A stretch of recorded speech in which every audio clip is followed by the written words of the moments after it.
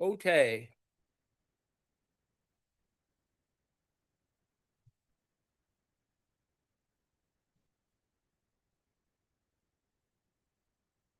Welcome. This is prep for next week's the 11th Wednesday office hour. And a different but and new text. And the reason why we're looking at this is just to give another perspective on capital, how capital is socially constructed, needless to say. And I'd like to think that by using these different perspectives, particularly on the broad range of uh,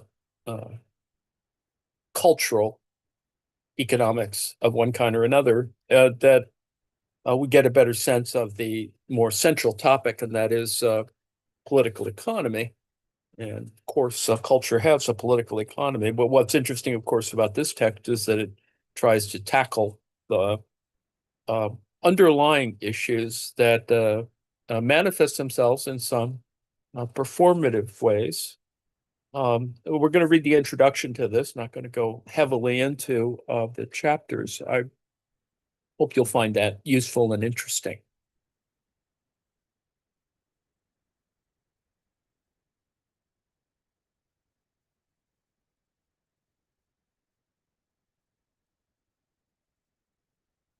Uh, Damn it.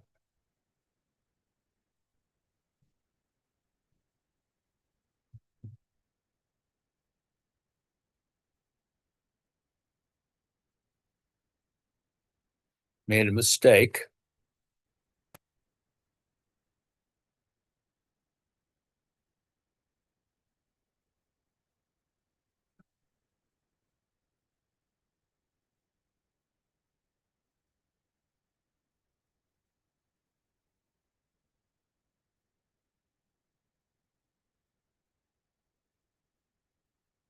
Okay.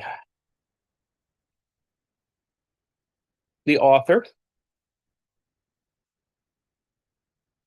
Elisa Julina, uh, I've included at the end a YouTube with her in it, uh, where she discusses one of the topics that's addressed in the book. So hopefully you'll find that interesting. This is the contents. I'm just, as I said, I'm going to do the introduction. Um, Although I think the full content is actually interesting in its own way, right? So you can see the chapter titles here: Finance Capital, Henrik Ibsen and the Invisible Hand, chapter 2, The Dowry versus Erotic Capital, the drama of courtship in Strindberg, Shaw, and Bennigsen. Chapter 3, Casino Capitalism, Anton Chekhov and Gambling. Chapter 4, Labor and Strike, Gerhard Hauptmann's The Weavers and Its Legacy in German Expressionism. And then there's a little coda thing, which we'll probably look at as well. So, introduction. What is capital? During the 2015 Venice Biennale, a team of performers would stage daily marathon readings of the 3 volumes of Karl Marx's Capital, the 1867 version. This was not a protest by activists, but a commissioned work directed by artist and filmmaker Isaac Julien. The late curator, Akoi Anzwezor, took Marx's magnum opus as an inspiration for the entire Biennale under the title All the World's Futures. The challenge that he faced was how to present ideas from a text that is, in the words of Lorena Munoz Alonso, quote, as liberally quoted within art circles as it is seldomly actually read. Performance became the medium through which Anwizor attempted to convey Marx's thought. In addition to the live readings, Anwizor included a series of annotations, a selection of performances that commented on capital, such as a film featuring Isaac Julian's interview with David Harvey, a batch of 19th century ballads curated by Jeremy Deller and Maya Bajovic's Arts, Crafts, and Facts. The latter, with its unmistakable nod to textile designer and socialist William Morris, is a video installation featuring a choir of workers inside a textile factory singing about price fluctuations in global markets. The audience was invited to sit on pillows made by those very same workers. The paradox of performing Marx's words on the site of one of the world's most opulent exhibitions was not lost on the critics. Many were quick to point out the myriad contradictions: the sponsorship of Rolls-Royce, collector billionaires leisurely strolling around artworks depicting the exploitation of labor, and an event that elicited perhaps the greatest delight from the media, a dock collapsing under the weight of A-listers on their way to a party at Fondazione Prada. No one was harmed. The soaked guests laughed off the minor mishap. The incident was a farcical and perverse echo of a real tragedy that happened a few weeks earlier before the opening.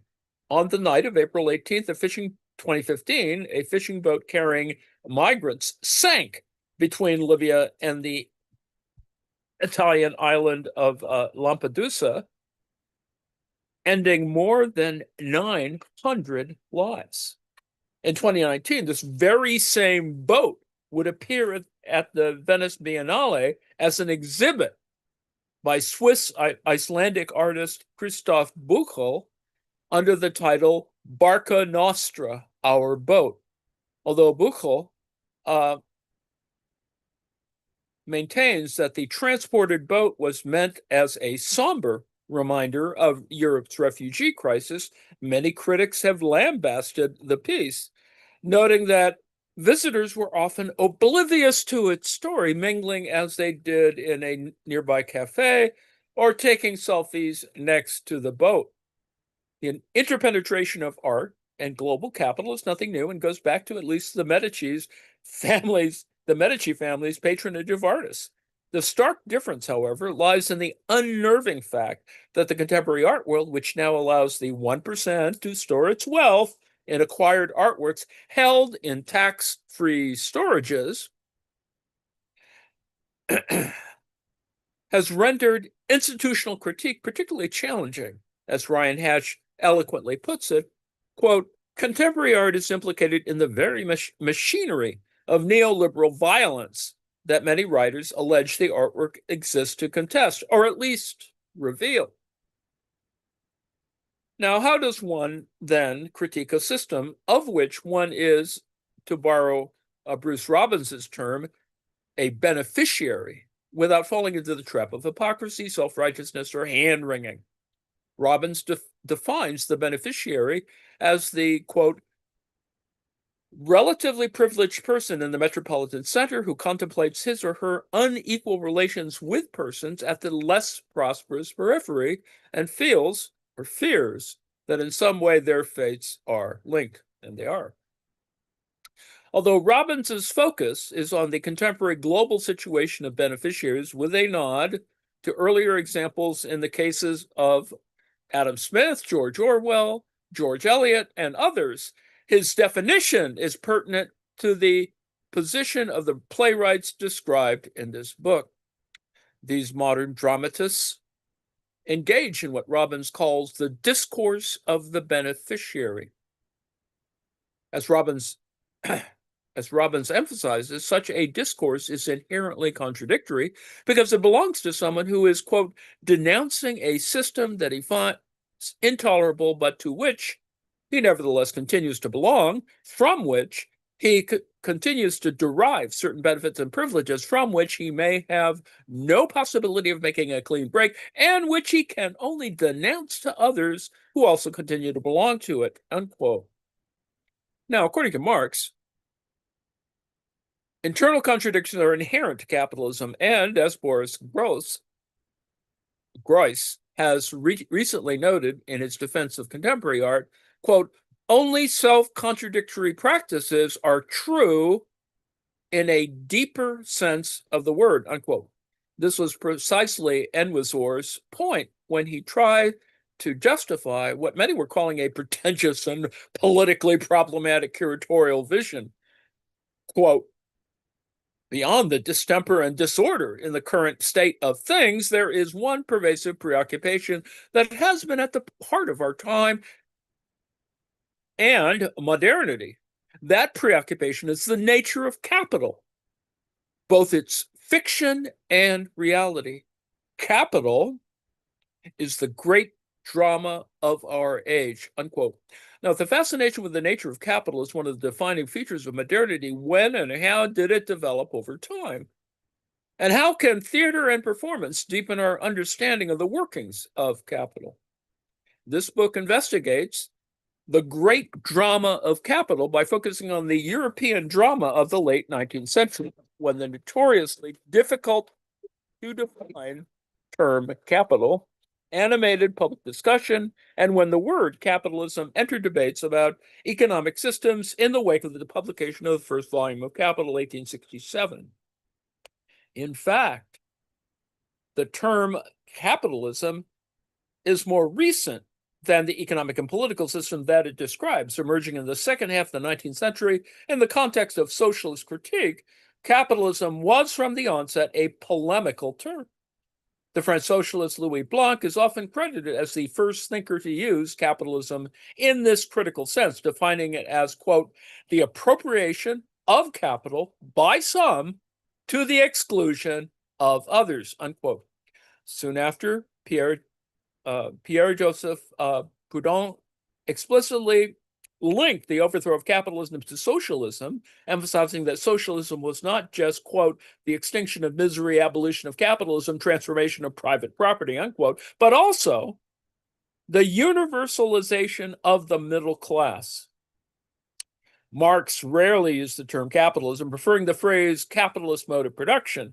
Gradually, the awareness of capitalism as a system of production and of capital as its driving force became more widespread in the institutionalization of modern social sciences, including economics, through the work of Marx, Emil Durkheim, Max Weber, and many others.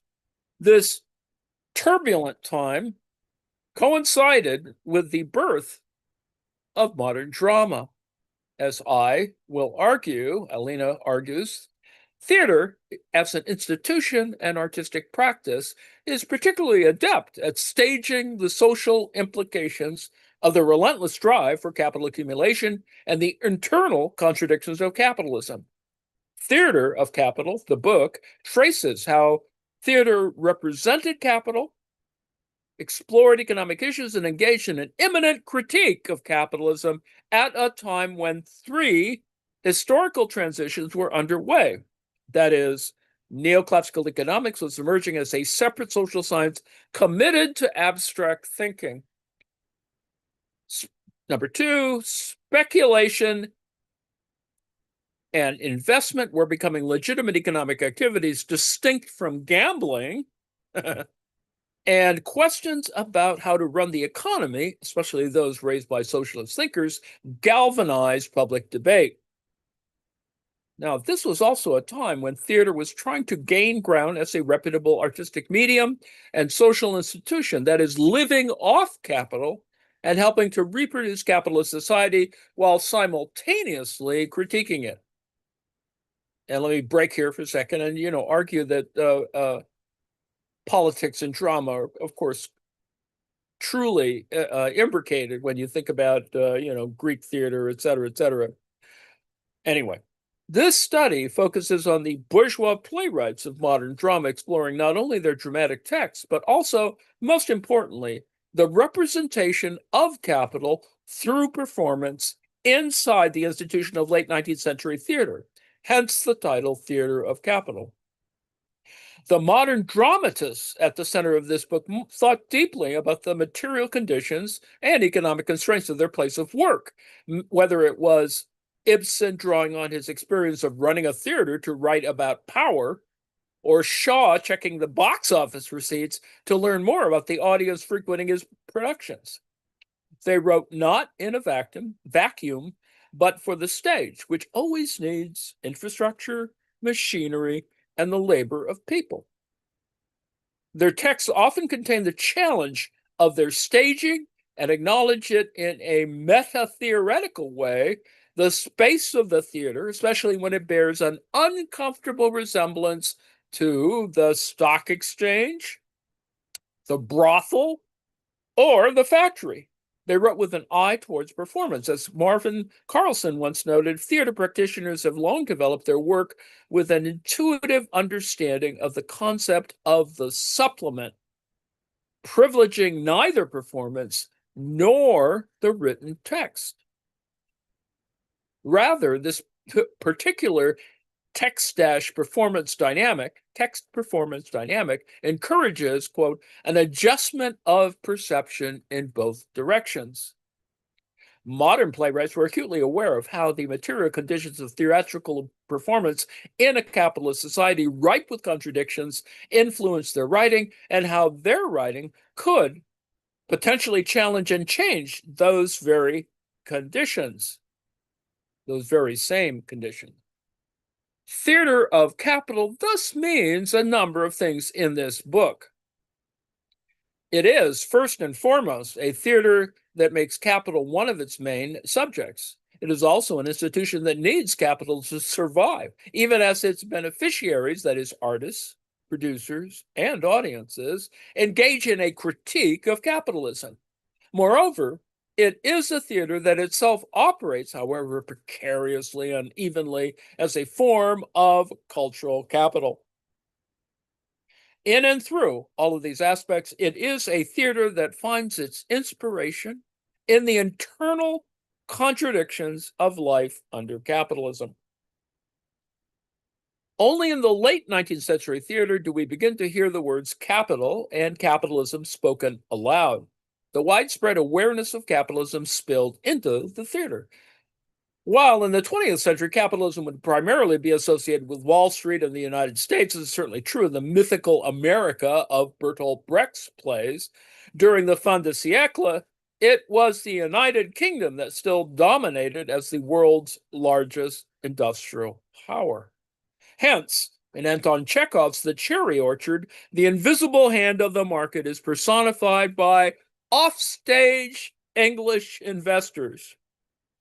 The United States would overtake the United Kingdom as the world's largest economy by World War I. This is why this book, which focuses on late 19th century theater and capital, does not feature Wall Street as prominently as European stock markets. Nevertheless, by the final chapter, which discusses Emanuel Riker's 1915 English language production of Gerhard Hauptmann's The Weavers, Die Weber, 1892, we will arrive on the American stage, mimicking the movement of global capital. The broad meaning of capital, namely, quote, wealth employed in carrying on a particular business, unquote, dates from the 1640s, but its specific use as that part of a person's stock, which she expects to afford, that is, revenue, comes from Adam Smith's An Inquiry into the Nature and Causes of the Wealth of Nations of 1776, the magnum opus that launched the study of political economy in modern Europe. The word capital, for example, never appears in George Lilio's The London Merchant, 1731, even though the play certainly deals with issues of money and capital. It appears only once in Bernard Shaw's first play, Widowers' Houses of 1892. A decade later, Major Barbara of 1905 would feature the word capital 6 times and capitalist 3. Now, put simply, however imprecise or nebulous their use of these terms might be, modern playwrights, their dramatic characters, and audience members began to talk about capital, capitalists, and imperialism. Yet, do we fully understand what capital is and how it works? In his interview with Isaac Julien, which played at the 2015 Venice Biennale, David Harvey explains capital as follows, quote, It's a bit like gravity. It's a very powerful force. It's a relationship which makes things happen. You can really only intuit that capital exists by its effects, close quote. Now, in this respect, theater, a medium that specializes in the boundary between the visible and the invisible, is exceptionally well equipped to represent capital and explore its social effects. As Jane Moody notes, the instability of the relationship between the actual and the imaginary lies at the heart of theatrical illusion. Nevertheless, it is important to highlight a few crucial and concrete definitions of capital that will appear in this book.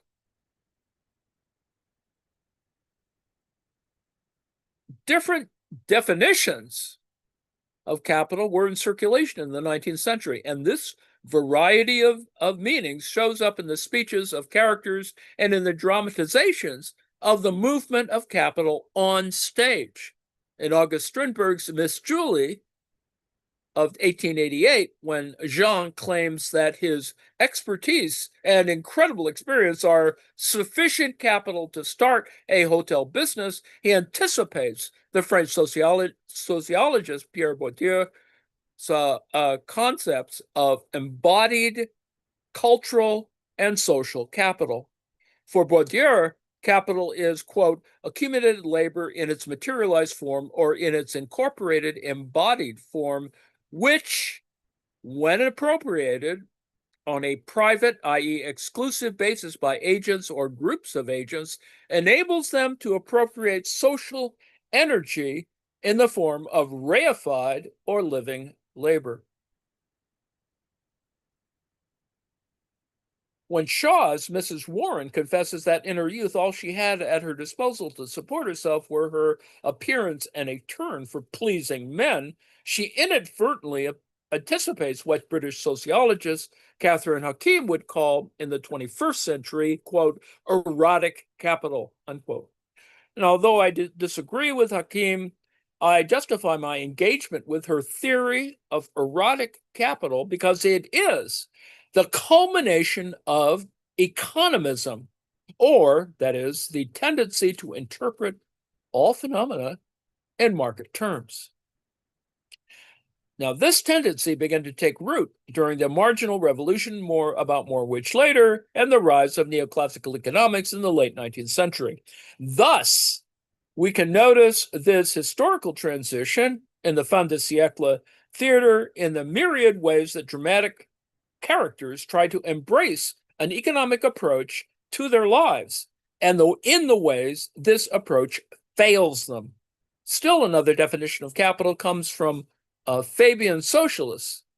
For Shaw and members of the Fabian circle, capital was first and foremost spare money made from differential rent. As we will explore in Chapter 1, this spare money is at the core of the economic problem in Shaw's Mrs. Warren's profession. Fabian's focus on circulations instead of production mirrors Shaw's own interest in dramatizing the lives of capitalists rather than those of workers.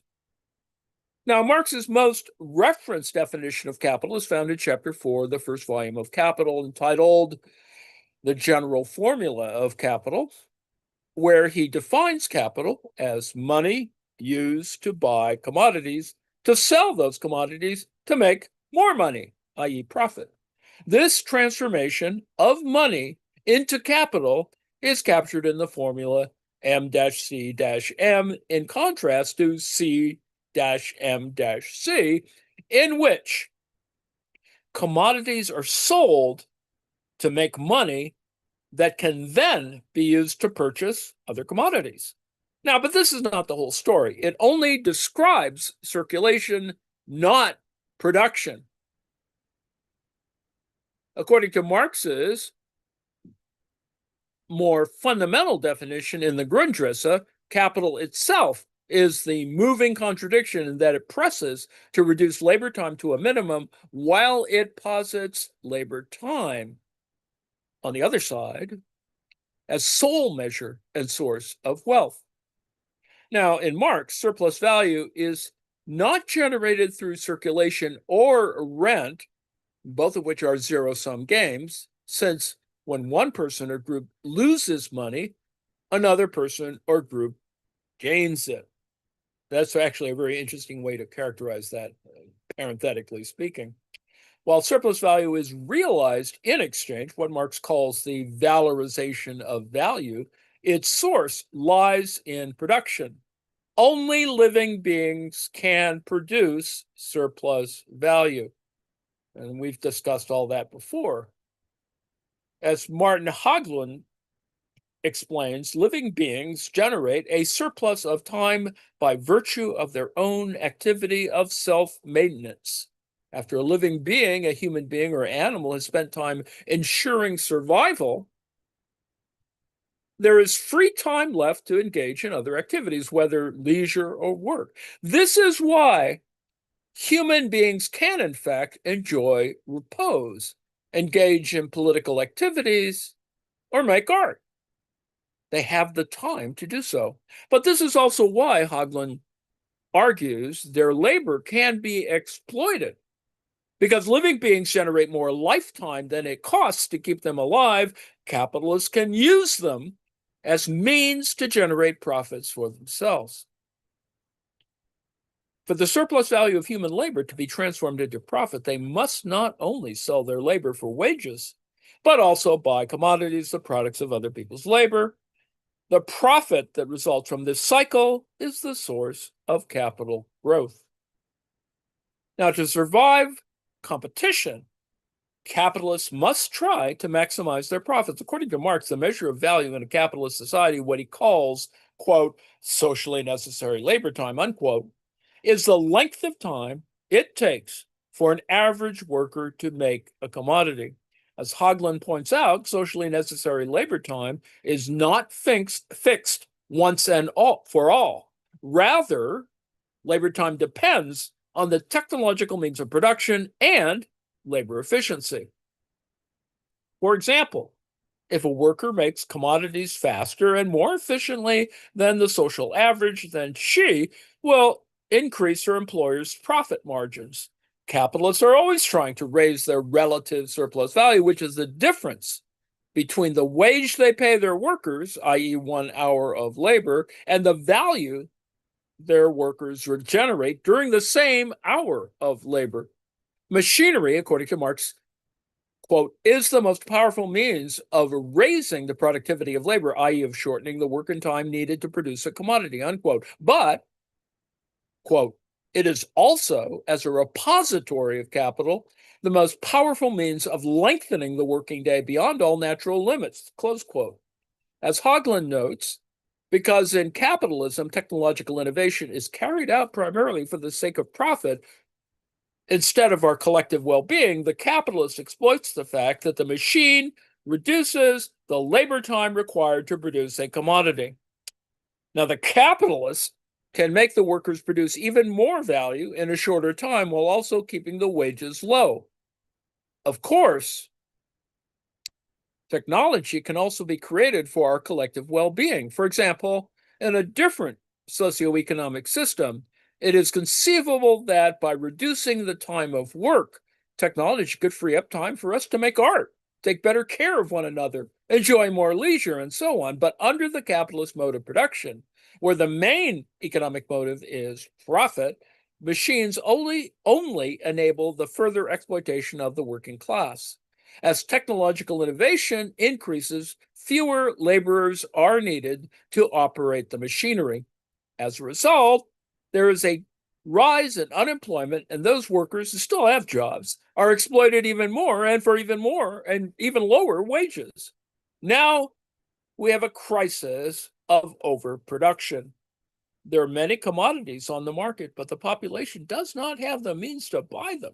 So what does capital do? It extends credit and emboldens unbridled speculation.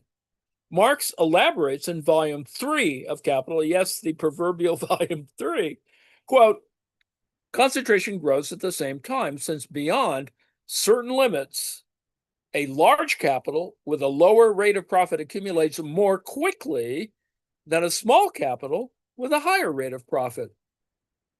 This growing concentration leads in turn, at a certain level, to a new fall in the rate of profit. The mass of small, fragmented capitals are thereby forced into adventurous paths. That is, speculation, credit swindles, share swindles, crises, close quote. Marx's socioeconomic analysis of capital growth finds an intriguing parallel in the change in the aesthetic representation of capitalism that took place in the transition from melodrama to modern drama.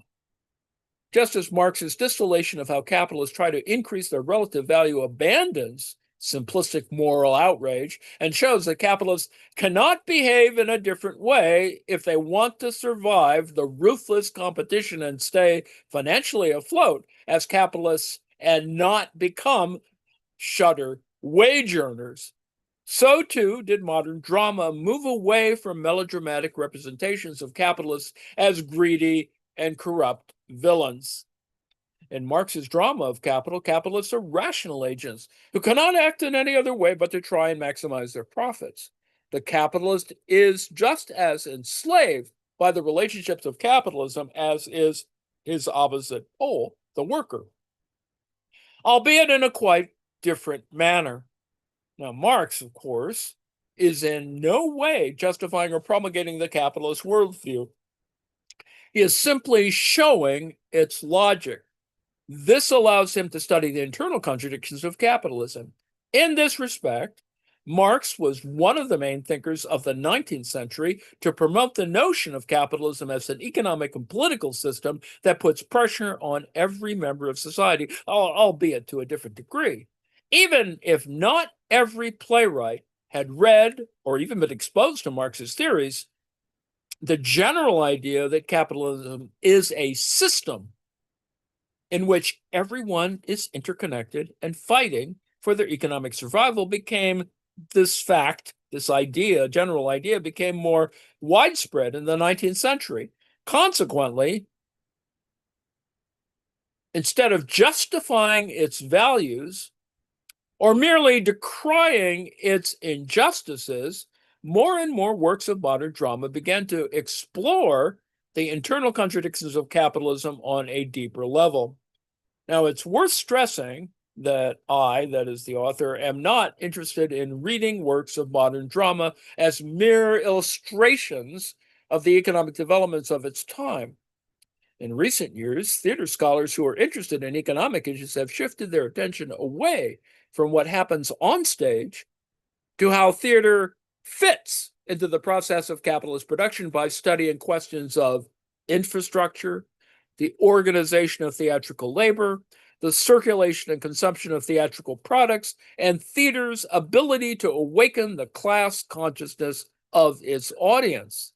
This move is in part motivated by the sober insight that neither the consent nor the formal characteristics of a given performance, however radical, precludes it from participating in the accumulation of capital or promoting capitalist values. I, too, take on the question of theater's material conditions throughout the book, and particularly in Chapter 4, where I look at specific production of Gerhard Hauptmann's The Weavers and analyze the organized labor of the actors and various attempts to rouse the working class. However, I'm also interested in the internal contradictions of works of modern drama that critique capitalism while participating in and profiting from it. Contradictions many modern dramatists were aware of, just as many of today's playwrights and theater practitioners are. The recent call to re-embed the theater's economic questions into the social and political was not something the European playwrights of the late 19th century and early 20th centuries had to be asked to do. They had already treated the economy as, quote, embedded in social relations, unquote, for the great transformation of the modern market society that Karl Polanyi famously describes had not yet been fully realized. In fact, it's a common misconception that Polanyi's central argument is that in the 19th century, the economy was successfully disembedded from society and came to dominate it. Rather, Polanyi insists that a fully self-regulating market economy can never be achieved, for just as the consequences of unrestrained markets become apparent, people resist, and a strong counter-movement always arises to protect society against the dangers of laissez-faire capitalism. Next section, economics beyond the profit principle.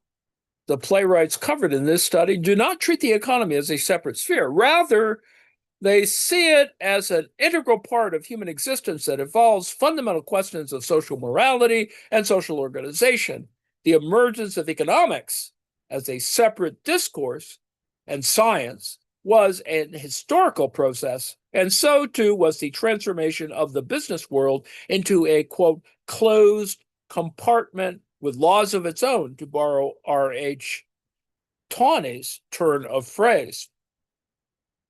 Throughout most of the 19th century, economics, as Merrill Sherling points out, had a greater significance than it does now, with intellectuals as diverse as John Stuart Mill, John Ruskin, Thomas Carlyle, Herbert Spencer, and many others taking on economic questions in the context of biology, culture, and philosophy. Now, these economic questions were not divorced from moral or political concerns. Writing in 1862, Ruskin lamented that the science known in his time as political economy, which originated in the 18th century and which dealt solely with the investigation of the phenomena of commercial operations, had nothing in common with the philosophy of the great thinkers of past ages, like Plato, Xenophon, Cicero, and Bacon. The ancient Greek oikos, which finds its root in the English word economics, means family, family property, and or family honor. As Cheryl Ann Cox reminds us in her reading of Xenophon's Oikonomicus, the oikos was simultaneously a unit of production, a unit of consumption, and a unit of reproduction. Now, for Aristotle, the oikos was important, not only because it generated wealth, but also because it promised health and philia within its walls and among its members. Philia was friendship, described as some sort of excellence or virtue that connected the household, that is the oikos, to the polis.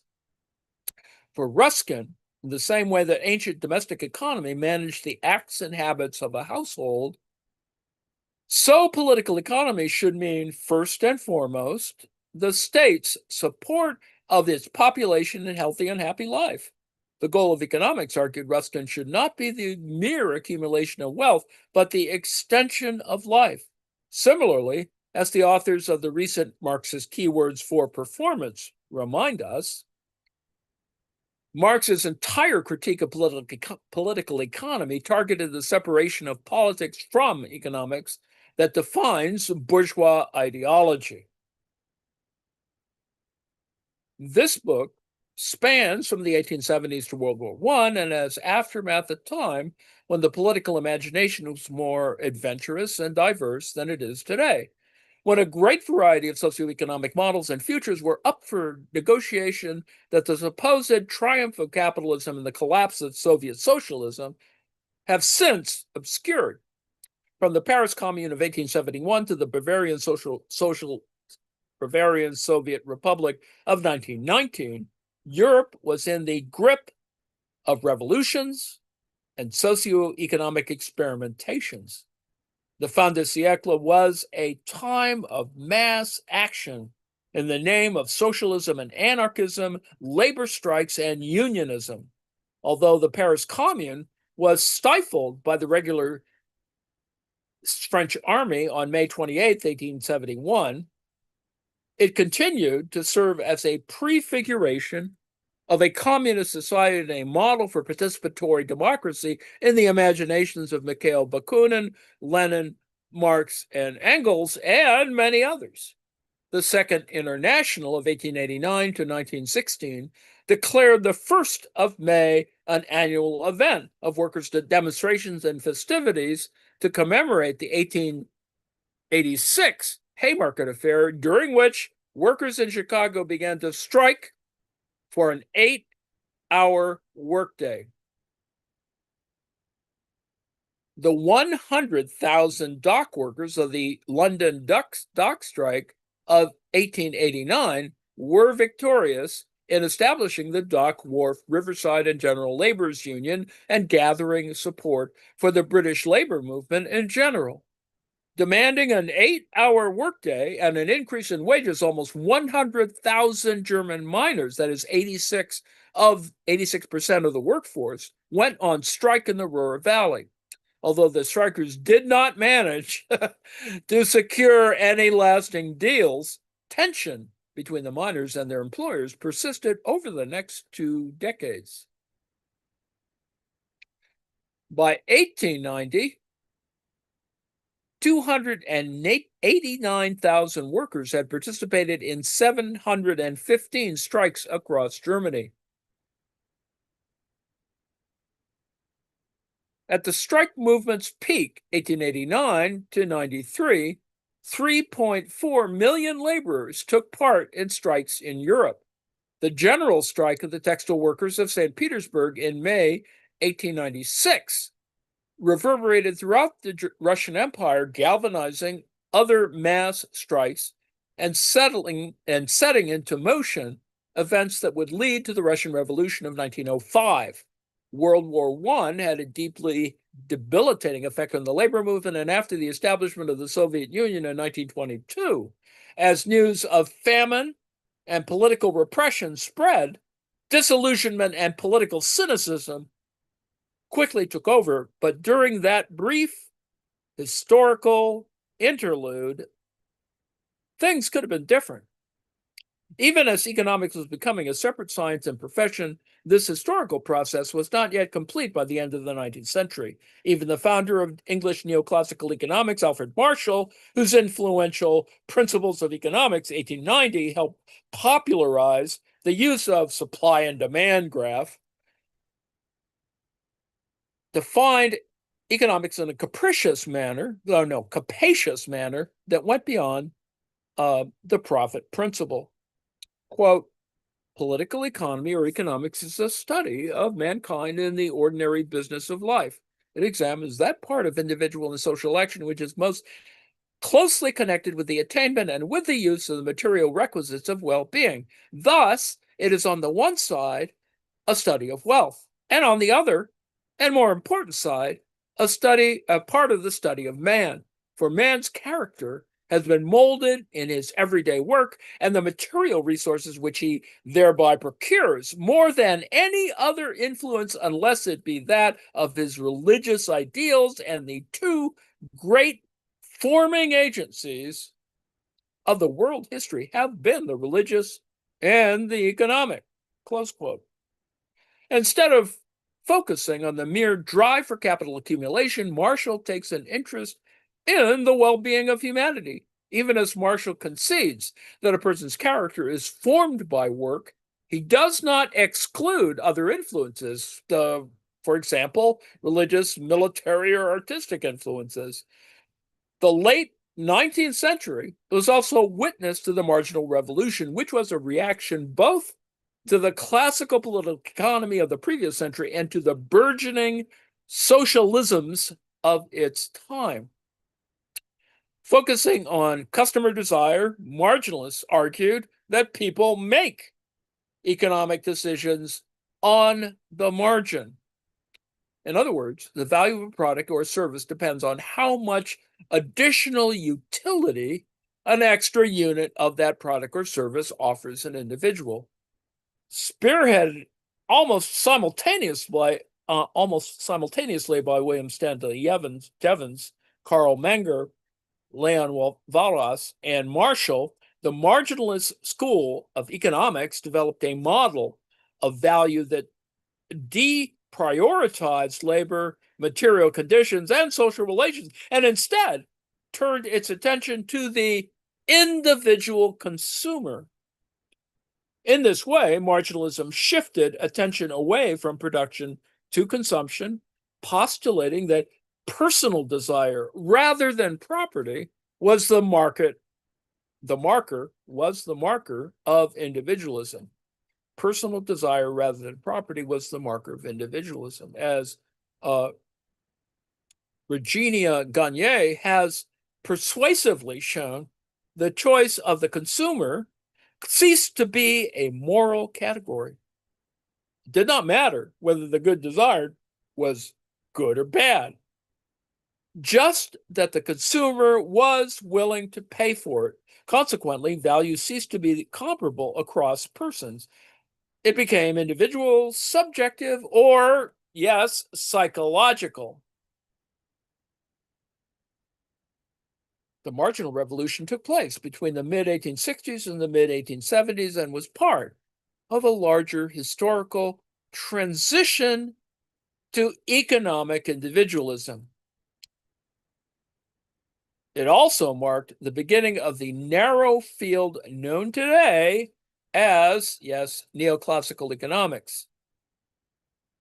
Although late 19th century economics was transforming into an increasingly abstract and insulated social science with its own laws and exclusionary jargon, it expanded its field of interest to include all human affairs and sought to explain the world outside itself in purely mercantile terms. It sold, cajoled into accepting, and when necessary, violently imposed its abstract and commodified vision onto the rest of the world. Thus, what Gary Becker, one of the leading thinkers of the Chicago School of Economics, calls the quote-unquote economic approach, which, according to him, is the only sound way to study human behavior, developed at the end of the 19th century. Gagne calls this, quote, tendency to interpret all phenomena in market terms as economism, echoing Bourdieu, who defines economism as a partial view that maintains that every form of capital is reducible in the last analysis to economic capital and ignores what makes the specific efficacy of the other types of capital. Now, according to Bourdieu, the universe of exchanges of human communication cannot be reduced to mercantile exchange, which is objectively and subjectively oriented toward the maximization of profit. Thus, it is important to bear in mind that even if mainstream media today tend to associate neoclassical economics with economics to core, because it is the dominant version, that is not the only way economic questions can be framed, posed, and explored. The sheer diversity of economic models and theories at the end of the 19th century points to a broader and richer vision of what economics could have been and still can be. How often and what kind of economic thought were modern European dramatists exposed to? Although the extent of their study of political economy varied, their interest in economic ideas and their investment in treating economic models, in testing economic models, were strong across the board. Although Heinrich Ibsen never seriously studied economics, he respected the discipline. In a letter asking King Oscar II to grant his son, Sigurd Ibsen, permission to continue his legal studies at the Royal Frederick University in Christiania, Ibsen lists many eminent 19th century European economics that Sigurd had studied when pursuing a law degree in Munich and Rome, including Girolamo, Picardo, John Ramsay McCulloch, Michel Chevalier, Frederick Bastiat, and others. Although Ibsen himself had not read them in depth, he understood how important the study of the principles of political economy was for an aspiring jurist. As a young journalist, Chekhov covered the most notorious bank fraud in the history of the Russian Empire, an event that continued to inspire his fiction and drama throughout his career. Hauptmann read Darwin, Saint-Simon, and Marx. Strindberg, too, read Marx and was an avowed socialist. In addition to his commitment to Fabian socialism, Bernard Shaw was one of the founders of the London School of Economics. Most importantly, since economics was still in the process of developing as a social science and a profession, even the most influential thinkers wrote for a general audience. As the 19th century wore on, neoclassical economic theory continued to treat consumer behavior and the supply and demand curve as primarily economic order, relegating social relations, power dynamics, material conditions, labor exploitation, and the persistent importance of property to the background. Modern drama sheds light on these neglected areas. One way that modern drama registered the excitement of its time was by posing economic questions and presenting them not as separate issues, but as part and parcel of broader moral, social, and political concerns, and by engaging in an imminent critique of capitalism, about which more later. While marginalism gained traction in newly founded economics departments across Western Europe and the United States, resulting in the establishments of the Austrian School, the Cambridge School, and the Lausanne School of Economics, among others. The late 19th century was also a fervid time for the development of various socialisms, as well as heated debates within the socialist opposition to capital.